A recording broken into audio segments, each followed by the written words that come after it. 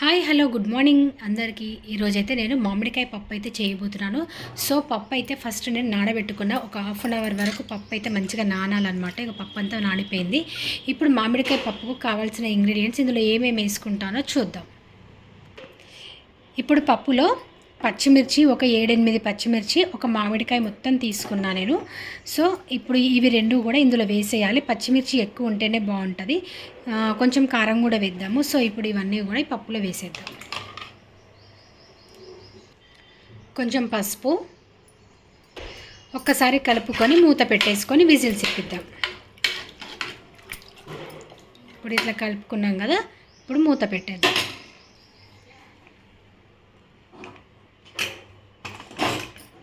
So ఇప్పుడైతే మూత పెట్టేసిన, స్టవ్ ఆన్ చేద్దాం.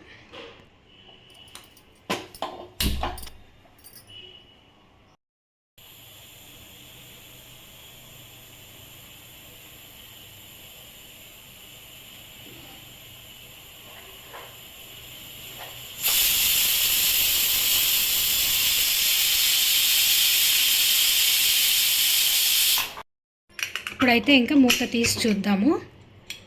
సో పప్పు మొత్తం మంచిగా ఉడికిపోయింది కదా. ఇప్పుడు ఇందులో ఉప్పు కారం వేసుకొని కలుపుకుందాం. టేస్ట్కి సరిపడ సాల్ట్, కారం.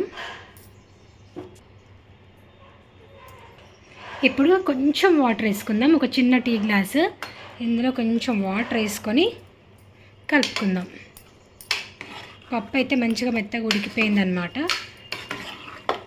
పప్పు మామిడికాయలు అన్నీ ఉడికిపోయినాయి. ఇప్పుడు ఒక్కసారి స్టవ్ ఆన్ చేసుకొని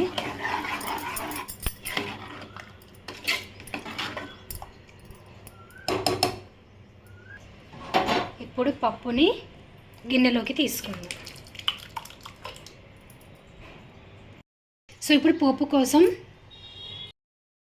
పోపు కోసం స్టవ్ ముట్టించుకొని చిన్న బాండి పెట్టేసుకొని ఆయిల్ అయితే వేసుకున్నా. ఇప్పుడు పోపు వేసుకుందాం. జీలకర్ర, ఆవాలు, ఎండుమిరపకాయలు,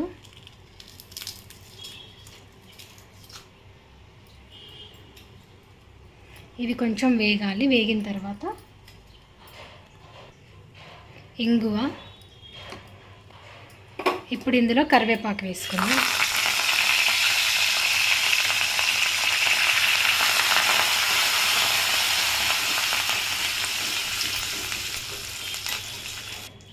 ఇప్పుడు పప్పు మనం గిన్నెలోకి తీసుకున్నాం కదా, ఇందులో కొత్తిమీర,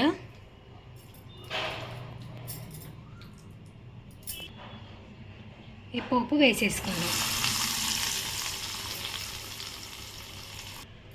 ఇప్పుడు ఎంతో రుచికరమైన మామిడికాయ పప్పు రెడీ. వీడియో అయితే ఇంతవరకు లాస్ట్ వరకు వీడియో స్కిప్ చేయకుండా చూసిన వాళ్ళందరికీ కూడా చాలా థ్యాంక్ యూ సో మచ్. ఈరోజు అయితే మా ఇంట్లో లంచ్ స్పెషల్ వచ్చేసి మామిడికాయ పప్పు అండ్ పచ్చిపులుసు.